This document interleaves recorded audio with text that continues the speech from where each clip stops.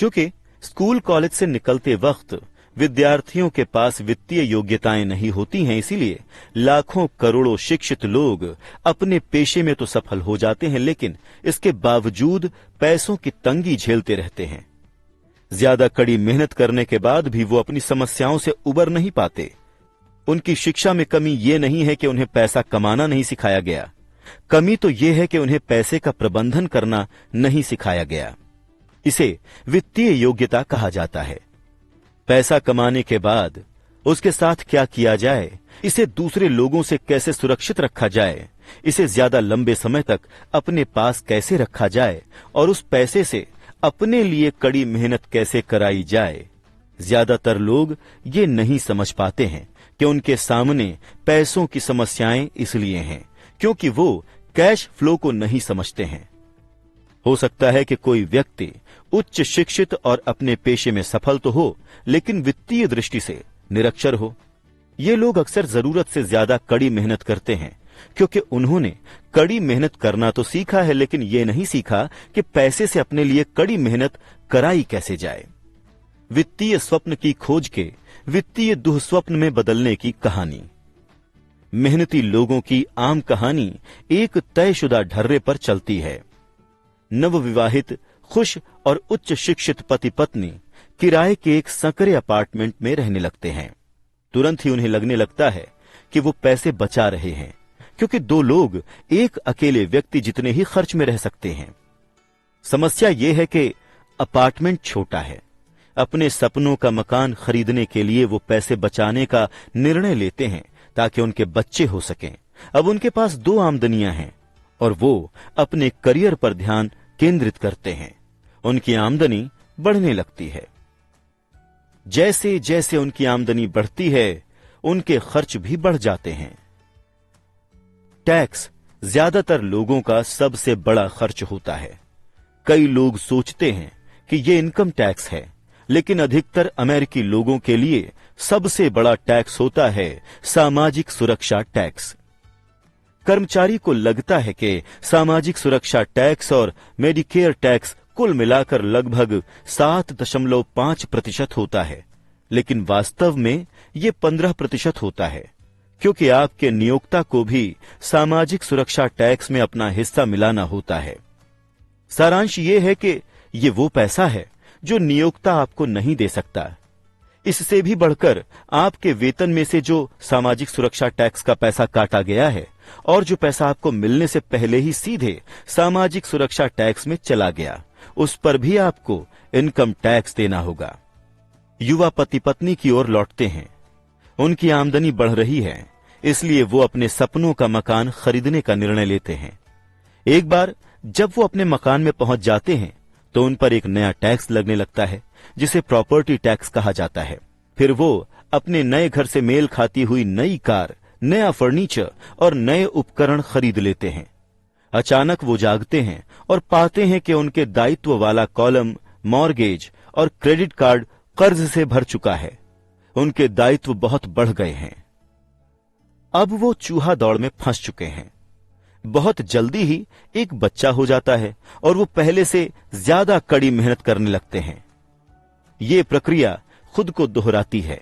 ज्यादा ऊंची आमदनी की वजह से ज्यादा ऊंचे टैक्स लगते हैं, जिसे सबसे ऊंचा टैक्स दर में पहुंचना भी कहा जाता है। तभी उन्हें डाक में एक क्रेडिट कार्ड मिलता है। वो उसका इस्तेमाल करते हैं। उस पर वो जितना कर्ज ले सकते हैं उतना ले लेते हैं। कुछ समय बाद एक लोन कंपनी फोन करके कहती है कि उनकी सबसे बड़ी संपत्ति यानी उनके मकान का मूल्य बढ़ गया है।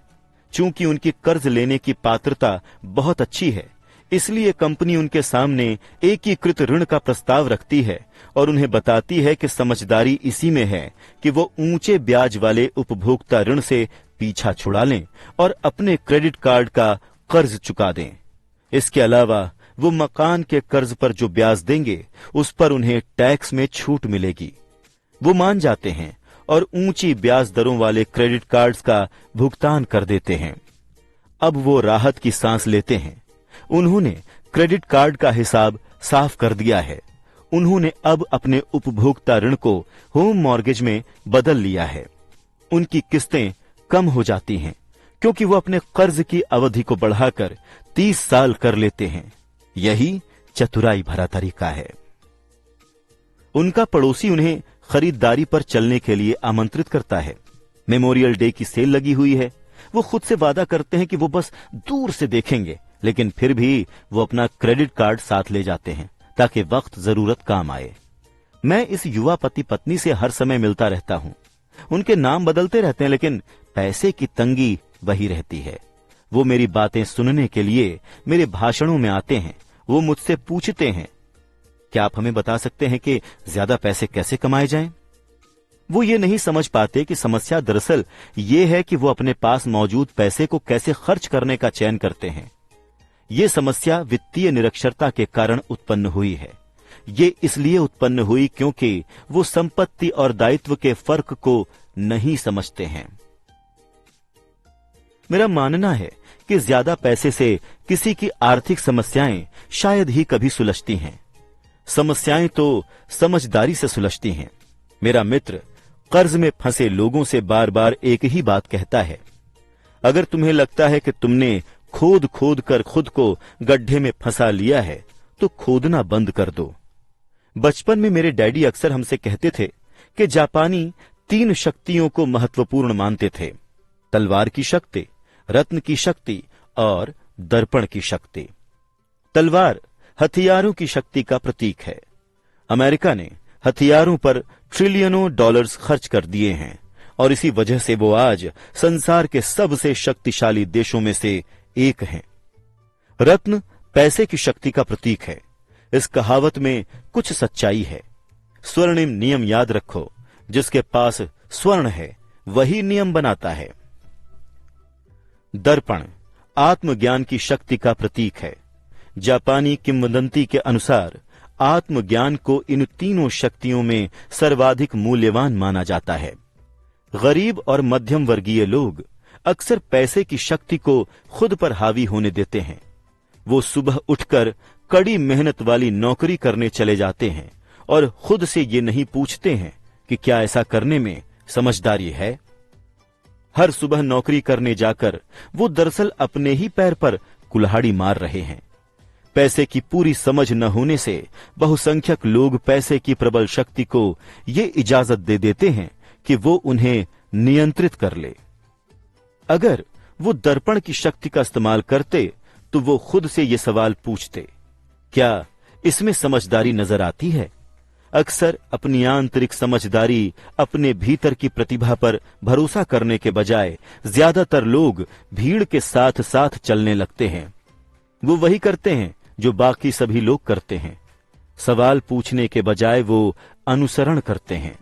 अक्सर वो परवाह नहीं करते हुए वही दोहराते हैं जो उन्हें बताया गया है। डाइवर्सिफाई करो, अपने धन का निवेश अलग अलग जगह करो। आपका मकान एक संपत्ति है। आपका मकान आपका सबसे बड़ा निवेश है। अधिक कर्ज लेने पर आपको टैक्स में ज्यादा छूट मिलती है। सुरक्षित नौकरी खोजो, गलतियां मत करो, जोखिम मत लो। कहा जाता है कि श्रोता समूह के सामने बोलने का डर ज्यादातर लोगों को मौत के डर से भी ज्यादा भयावह लगता है।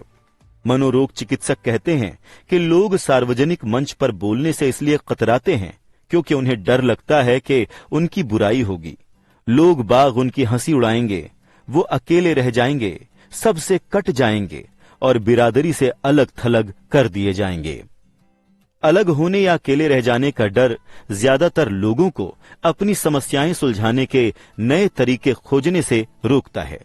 मेरे शिक्षित डैडी कहते थे कि जापानी दर्पण की शक्ति को सबसे ज्यादा मूल्यवान इसीलिए मानते थे क्योंकि इसके अंदर देखने पर ही हमें सच्चाई पता चलती है।